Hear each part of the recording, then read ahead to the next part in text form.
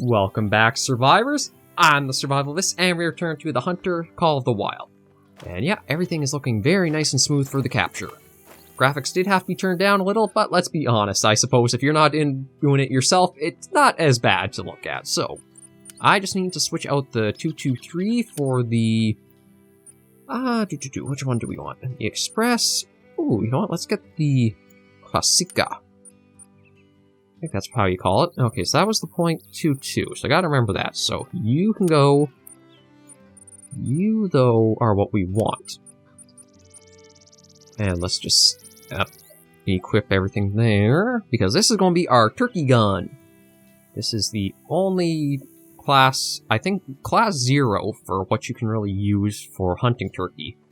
And I do gotta admit, I feel like the game is leaning a little too heavy DLC for stuff. Like, if you want to go after the turkey on this map, you'd need the Jackrabbit gun, which I think only came with a DLC of another or a separate map or something, or a weapon package. Like, it really leans into, if you want the full experience, you need everything, and even if you just want little bits of it, they're all strung together in a way.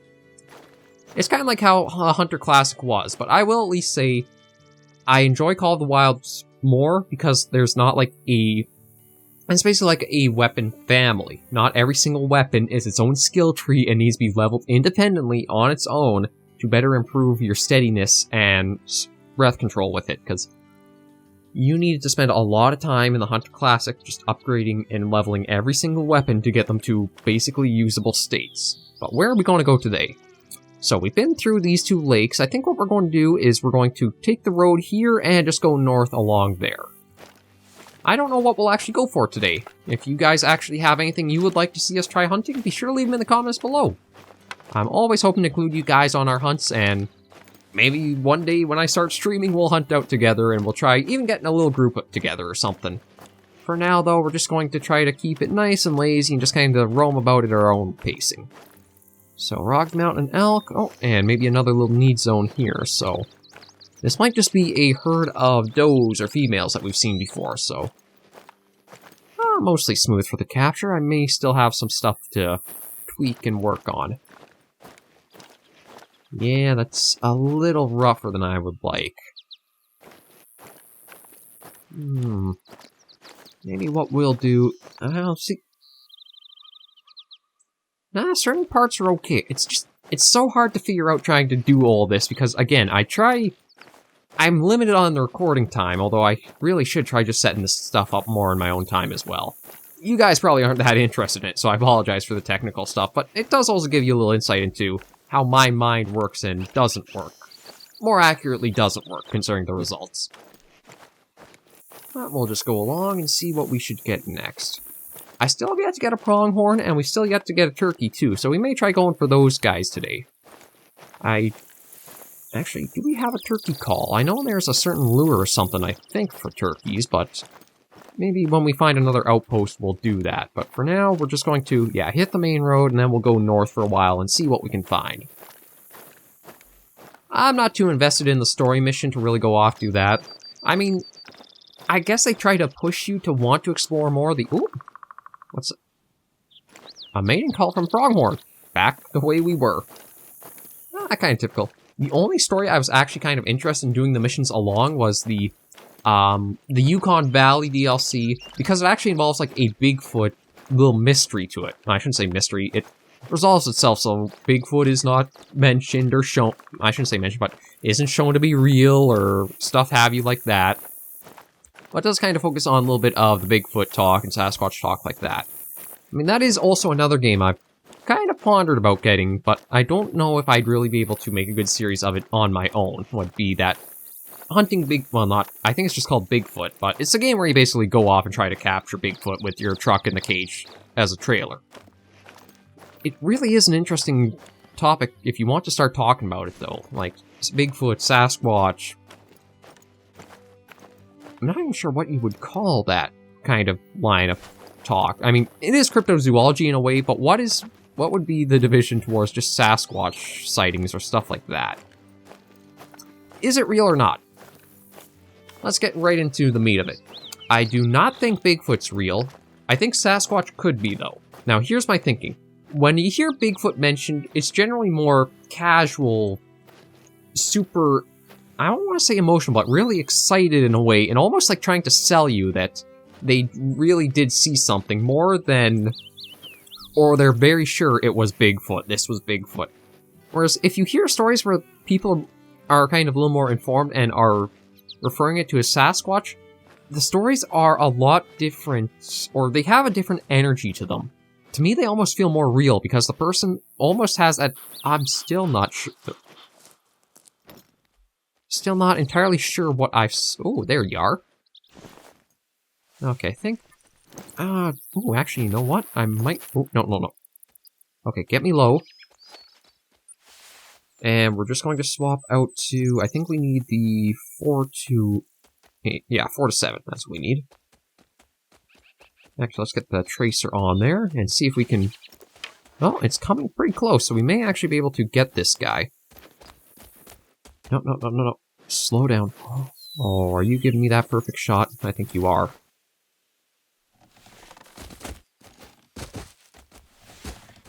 I mean... Oh, never mind. Oh! You! Okay, I was going to say, okay, we're going to be nice and we're going to try that. No. Rifle's coming out. Rifle is coming out. We're going to track you down, we're going to get a shot off on it. But anyway, back to the topic on hand before I got mauled, or not, basically bashed into by a pronghorn. There's a little bit of different energy that, for people, the encounters that they kind of talk again, the stories where it's referred to as like a Sasquatch feel like it's actually, they're not trying to sell you on it, it's more like just a cold fact, this is what happened and went through, and when you get to people who kind of refer to it as Bigfoot and stuff like that, it just feels completely different energy. And I also do yeah. Again, words are getting a bit twisted. I hate and despise the show like Finding Bigfoot. For people who try to tell and say it's a very intelligent animal, the steps, or intelligent species, etc., and they try to build up, oh, it's smart enough to do this, and this, and this. Yet all the methods you do are completely hypocritical of what you're exactly saying you should be trying to do if you're actually trying to encounter or witness anything. Like fireworks, and hooting, and hollering, and yelling, and you're completely taking away all the potential credit you're trying to build up for these things, if they are real or not. I think if you're trying to find Sasquatch, you have to assume that they have an human intelligence or greater. And I say the greater, because if they're real, think about what that kind of means and how long they must have been around humanity. Because the way I feel it is, the reason why we... Oh, what have we got? What's over there? No, a turkey! I wonder if we should try going for her. Although, truth be told, I'd prefer to go after... I think it's called a Jake, the male turkeys? I could be mistaken on that, but looks like she's just kind of waddling all on her own. And I prefer to get that darn pronghorn that rammed into us. But if Sasquatch are real, you have to think about how long they've been around humanity and what they've kind of witnessed and the interactions they've had, because people be crazy. So what if this is a species that completely understands humans are life-threatening, and that the only time we're seeing them is almost like when you're going out trying to look for, like, a bear or wild animals like that, where you're actually hunting them less than you... Oh, did you just do a little hop? I might have just did a little jump or something. But where it's almost like a... More you are crazy yourself for trying to want to see a human, just as you might be crazy for wanting to see a grizzly bear out in nature. So the steps you should be taking have to be a lot smarter than what you are honestly seeing. I would say you have to be incredibly unintrusive as possible, and stuff like drones, and I think even doing something like leaving a camera is a way that you're giving away that we should not be in this area because they did something to this area. It's still something that there are so many sightings, it's hard to be certain to say no. So it's something, maybe with time going on, somebody will come out with something truth or not, but when I take a look at where the sightings are mostly taking place too, like... I mean, there are cryptid sightings across well, I shouldn't say both nations, but all across North America. And when you consider, like, take Canada for instance, I think it's something like 70% of the entire country's population is within so many hundred miles of the border. Look at beyond that. Look at how much territory in that isn't actually inhabited or settled or is just still wild. Now, as a wild theory, if you really want to try getting information about Sasquatch and if these things are real or not, there's another YouTube channel that is superb if you like this kind of stuff and thinking like that, called Bedtime Stories, that recounts stories and little, like, cryptic events or stuff like that. Oh, no, that's not it. Where'd the pronghorn go?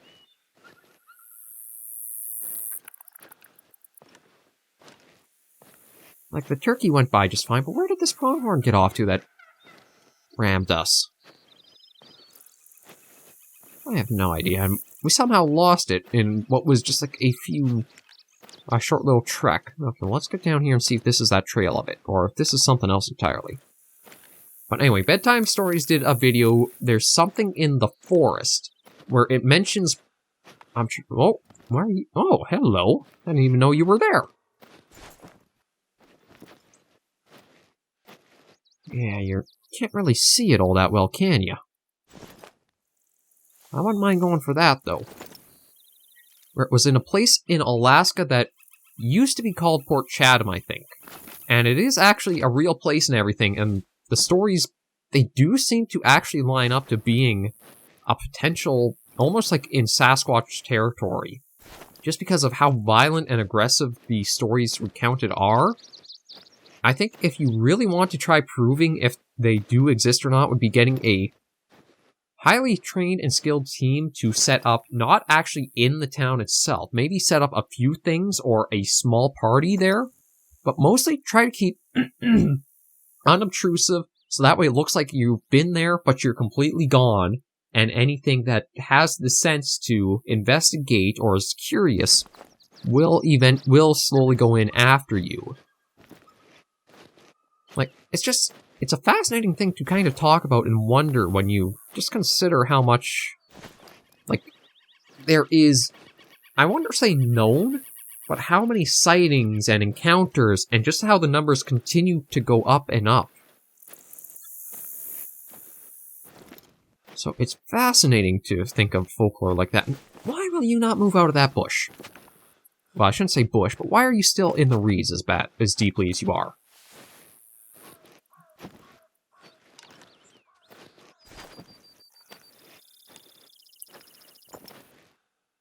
I can see it, but I don't know what direction it's facing.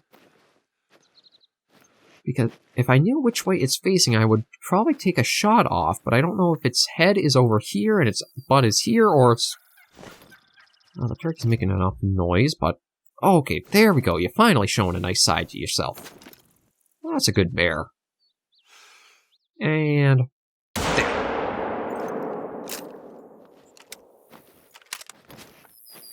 Yeah, so that'll send the turkey off, and we'll just walk our way over, because I don't see that bear getting up from that. Yeah, it's down. Although... okay, yeah, it is. It almost looked like it managed to spin around for a moment there, for some reason. So anyway, that's just a little bit of my talking about Sasquatch, Bigfoot, etc. I do feel like you really have to go actively far and in pursuit of areas that do feel like they would be extremely bold at if you're trying to get any information from them. Oh, that's actually quite the shot. Aimed further back than I was aiming for, but with the vitals that it took, that was a very quick drop. And there are still more bear tracks. I really have no idea how that pronghorn got away from us, though. I really wanted to get that shot off, too, just so that way we know not to mess with us as it was. And I think we're back... yeah, we're back into familiar territory again. It seems like all the animals... maybe it's just they have a more preferred spawn areas. I guess that'd be the best term for it. So they go about and will probably just kind of be spawned around maybe like their bodies of water like this. I know the need zones could do it too, because everything needs to drink, so that could have them going around there. Yeah. Oh, Wild hello. turkeys are nothing like their domestic cousins. They're fast, agile, and can even fly short distances when spooked. Males are called Jakes, Gobblers, or Toms. Oh, and females are Jennies. To get them to come to you. That's a neat little tidbit. But you're another nice looking bear. You're actually a medium difficulty, so you might be a little bit better score. Not that actually... I don't think we've actually really been focusing on the score, though, have we? We've mostly just been going after whatever's kind of been presenting itself. Or what gives us a nice opportunity. I mean, it is a nice open shot and it's straight, but I just want to try seeing if I could get that heart shot again. Because now that I know where I'm aiming, I feel like I can get that a little more reliably. The only issue is that he's... yeah, he's drinking, but he's not exactly turned at the best angle for us.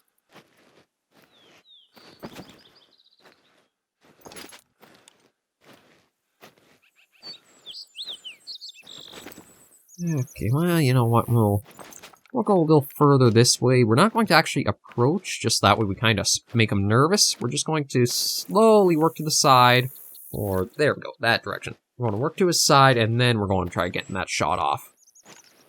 I mean, it is pretty easy, just go with the lungs, but when you're, again, it's almost a little too easy with a rifle and modern when you consider stuff like this. Right there.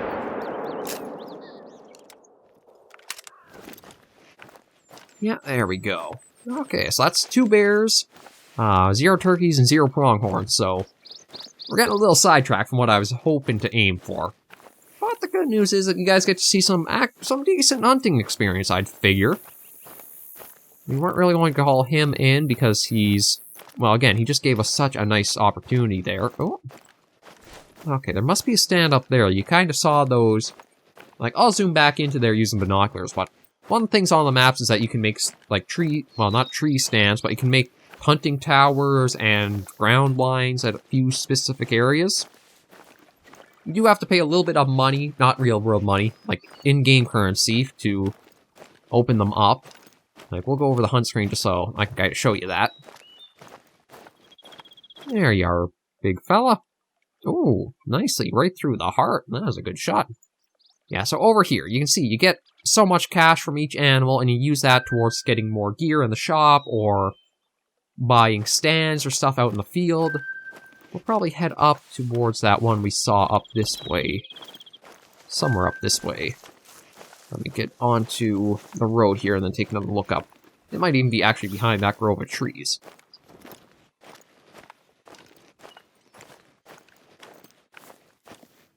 Yeah, there it is. So that's basically your little... there's a spot you can actually construct and put something there if you spend the money for it. So we'll just go do that. It is a nice little bit of experience if you're trying to level your hunter... well, basically just level up and get the skills and the weapon perks unlocked.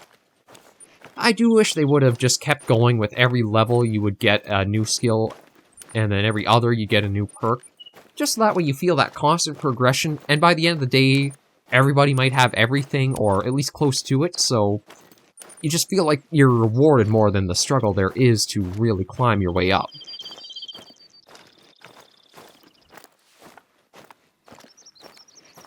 Well, we'll just enjoy a nice little hike along the road here, and we'll get up there sooner or later, because it'll be somewhere, I think, maybe actually right up here.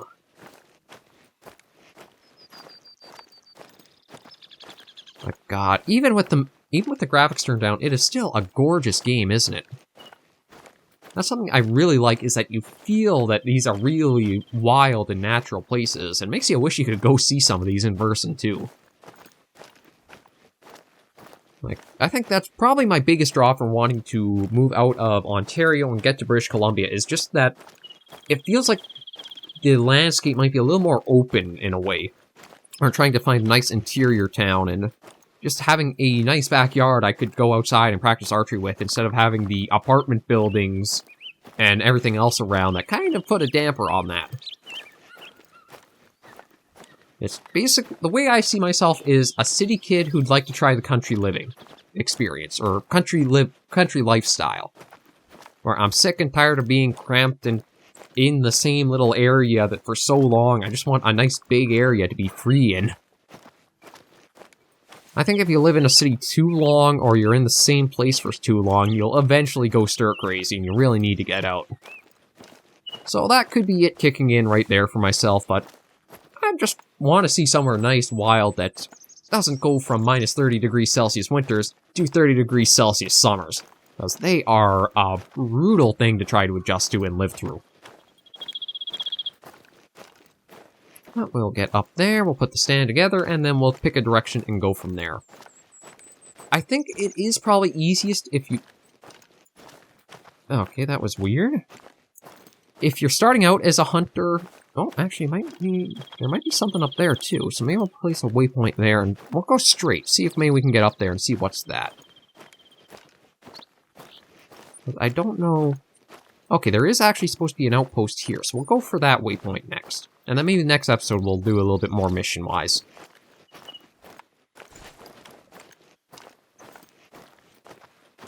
Okay, those are just my footprints I'm hearing, so we should be all clear, so... This is probably a hunting tower, I'd imagine. So let's put it up. Yeah, a hunting tower. So it's basically just a little thing like this that gets put up once you spend the money. There's your little XP reward. And it gives you some really nice vantage points, too. Now, the best thing... I think these would be good if you're looking to, like, ambush hunting, or... Like, you place a scent down and you hide in here and you just wait out the animals. I'm a little too impatient to do that. I've never really been able to kind of get behind that sort of gameplay. I've always had to be a little bit more active and out and about, so... We've got... we should be able to make that in 10 minutes, I think. Or I hope, at least. Just wanna... Okay, that's just the headphones on, plus the fan on the computer almost make like a phone ringing sound, so just something to be listening out for. But we'll get over there. Oh yeah, we should make that in 10 minutes, no problem. We'll listen out, see if we disturb anything in the bush.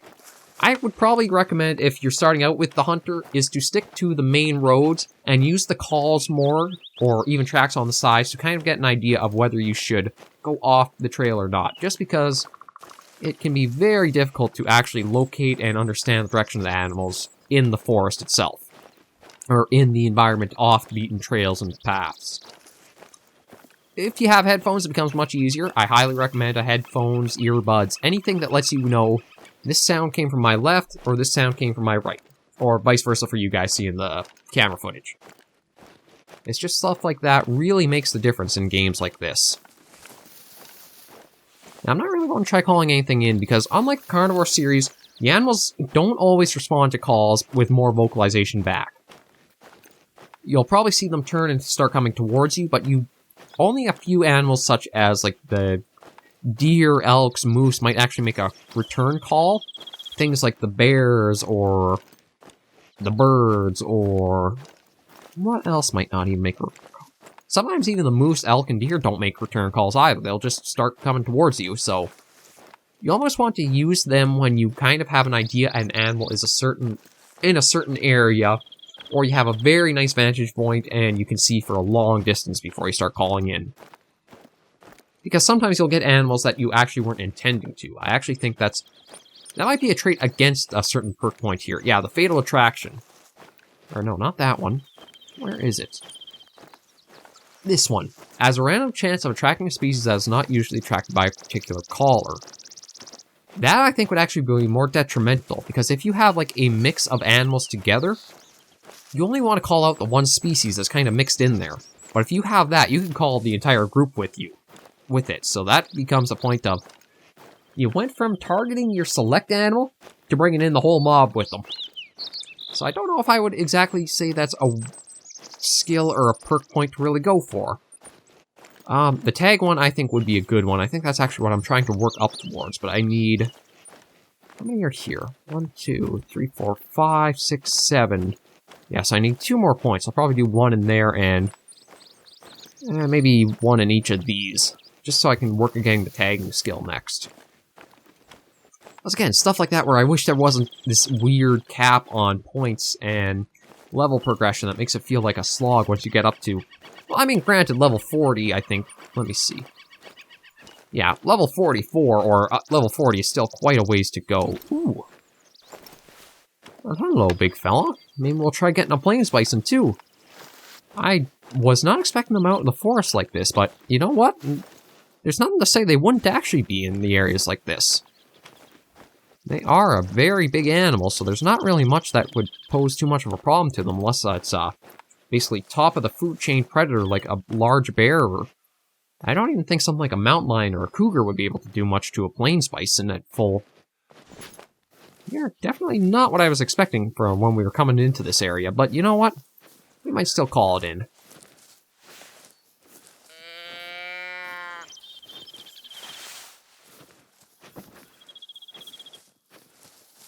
And I already lost track of it. Well, we'll see. We may be able to call it in. I think we'll just need to keep an eye on this little bit of bush and that there.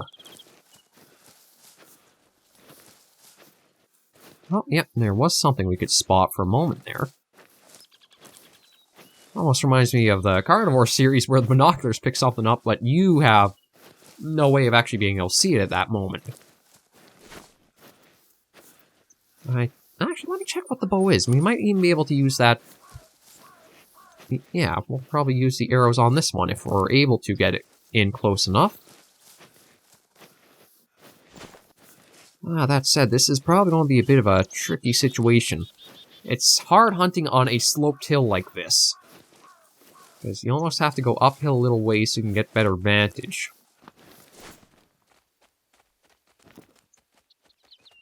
And you are not what I was hoping to find.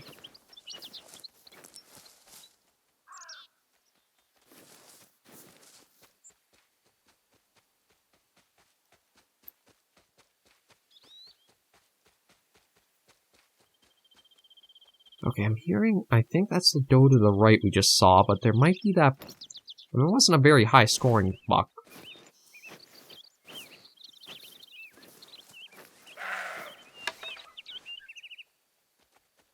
Yeah, that's just her being a pain, but...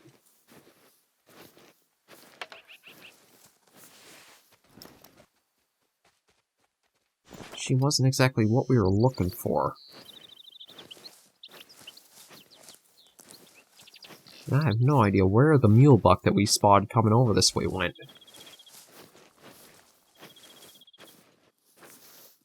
No, it said I could spot maybe the... I'm wondering if maybe the bison are actually hiding in the bushes right there. Because that's originally what brought us over, was the one bison made a mating call. It says there might be something to spot over here.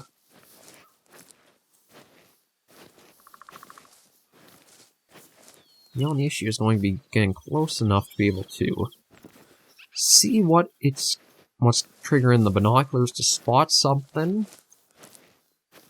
Again, keeping a safe distance that we don't spook it out quickly, or spook it right out of where it is.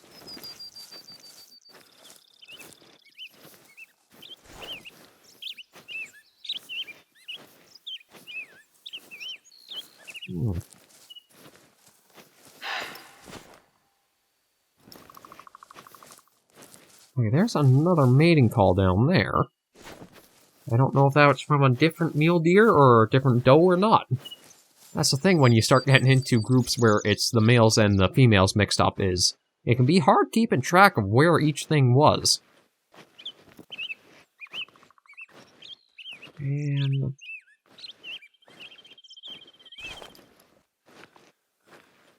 okay, I don't think we have to worry about that doe. But I have no idea what was supposedly we could spot over here now. Oh!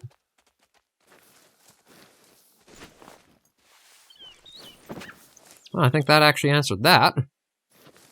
So it looks like it must have heard us and gotten spooked out of there. So it was basically just hidden in the bushes like that. Yeah, my only problem is that it's not giving us a nice shot. I think I'll honestly just let it go if it doesn't really give us a turn or anything.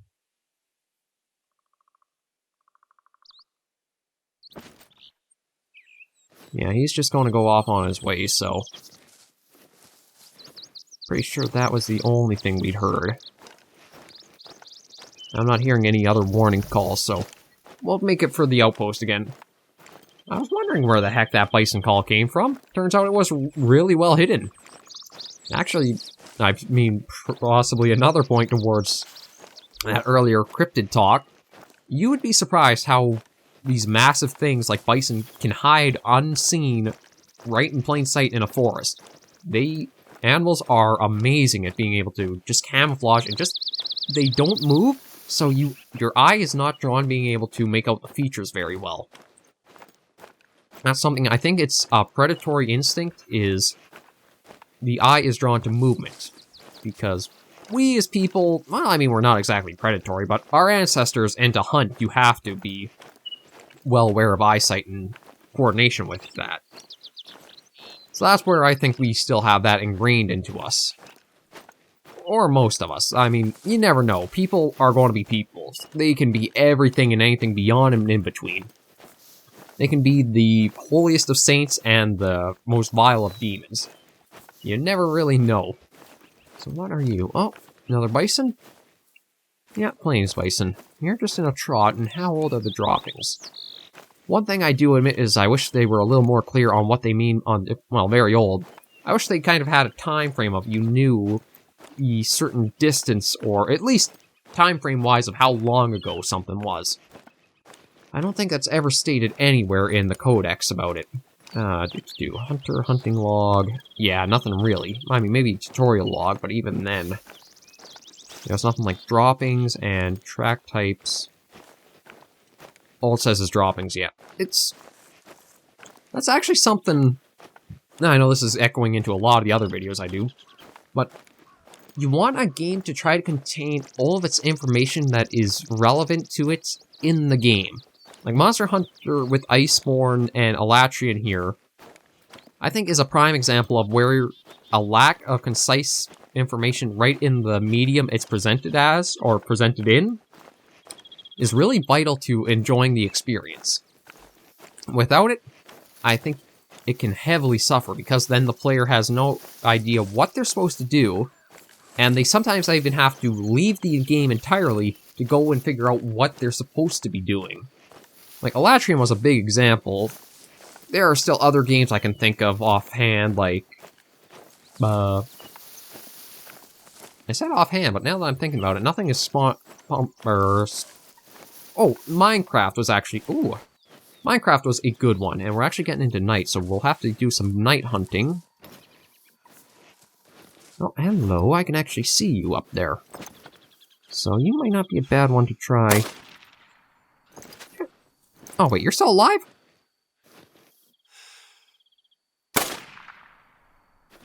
Okay, I think that did it, though. Yeah, I should have just taken the one shot, but maybe we need actually a better weapon class. I thought it was only a 0, but... When it comes to turkey hunting, I believe the method was to... You want a shotgun and aim for the head, just so that way you don't have the pellets in the breast meat that you'd have to clean and process if you do take one down. But another game that didn't have concise information included mostly in it was Minecraft in the early days. You didn't have the crafting recipes unless you really experimented throwing a bunch of materials into different spots. Definitely improved now that there's the recipe book in there, so that way anything you're curious about or you're not sure of, you can unlock a material just by gathering it, and you suddenly have a recipe for crafting with it. But in the earlier days, that was something where you basically need a wiki open, or a guide open, in order to understand fully. And I feel that does take out of the game, because you don't really know, and you have to break your immersion, to figure this out, and then try sliding back into it. Okay, but let's pick you up. Oh, you're a nice-looking bird. Wait, the first shot didn't... The first one missed, but the second one did. Maybe I was just shooting into feathers? I don't know, but it is actually a nice-looking turkey. I just wish we could have seen the plumage a bit more. And there is the option that you can have your own little, like, hunting lodge or trophy lodge where animals you've hunted in the field you can taxidermize and put in there. That's something I haven't picked up, just because again, it feels like such a DLC creep in. Like, there's a lot of personalization you can do, but how much do you have to spend money-wise just to actually get that, and then what other stuff you kind of need essentially included to keep it going? It's just that interwebbing almost of stuff that, again, I wish they would try to figure out a better way for. But I guess it is one of the ways the game stays afloat, being just a one-off release like it is. And being a hunting game too, I can understand that it doesn't exactly have the highest audience or highest appeal across multiple genres. It's not something, well, like Minecraft, where if you like building, or you like a sandbox, or you like survival, or you like exploring, or you like adventure, etc., like that. When you're kind of more, your multifacet is less multi and more single, I can understand that you need to use maybe a bit of a different approach in order to keep yourself afloat with things.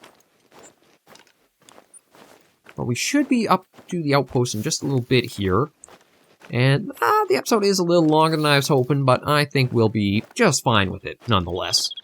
It's kind of nice to have, I think, a longer series from time to time. Just kind of lets you sit back, relax, and just enjoy, basically, again, it is close to a stream, but at any time you want to see it. I do eventually want to get into streaming, but I think I'm going to leave that more for, like, once we get towards 500 subscribers.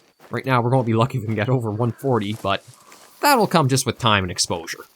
The more we do on the channel, the more chance we have to grow.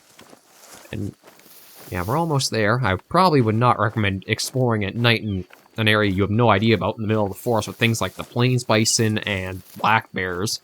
That just kind of sounds like a recipe for disaster. And I don't exactly like night hunting either. It feels a bit weird to do. Like, the tracks, unless your light's on them, you don't overly see them that well, and I don't know, it just feels kind of weird to have the spotlight going like this to hunt. So we're just going to get back to the outpost, or get to this outpost, discover it, whatever have you, and end things off here with this episode. We should see it in a moment now, just as we get up over this hill. I think it's a hill, at least. Again, when you're in the thick of the bush, you have no idea sometimes. Just a little further, and let's see. Okay, we're back. Yeah, it looks like we're getting to the top of this hill. So we'll just be a little bit ahead, and we'll probably... Okay, that. Yeah, I think that's the flagpole right there that you can see the question mark with, so we'll claim the outpost and the end of the episode off. Thank you guys very much for joining me on another episode of The Hunter Called Wild. If you have anything you'd like to see, or us hunt on a different reserve, be sure to leave them in the comments right down below. This isn't going to be an exclusive Silver Ridge Peak series. I'm open to any feedback you guys have, or any animals you'd like to see us try taking on. It shouldn't be too heavy. And he'll rant for a while now. No, never mind. Actually, we got lucky with just the one-off. Yeah, so we'll head up here, just discover this spot, and that'll be the episode. And if you do want to help the channel grow a little bit more, also think about subscribing. We are trying to grow. It is a little hard being kind of sticking to... We're not going to play with the algorithm. We're basically going to kind of be doing the classic route of way back in the years, just because I feel like it's less obnoxious and just more straightforward, so you know what you're getting when you click a video. Not one of these weird, I did this and regret what happened, or I did this and you won't believe. It almost feels like clickbait. Once it was condemned, now it's what everybody tries to use to just improve. We're not going to do that here. We're going to stick straight, simple. Episode title, what series or game it's from, what number in that it is, and just straightforward honesty like that. I may have a little fun with a thumbnail here or there, but nothing too severe or major. So, that brings the episode to a close. Thank you all very much for joining me, and I'll hopefully catch you in the next video. Please remember, as always, to take care and stay alive.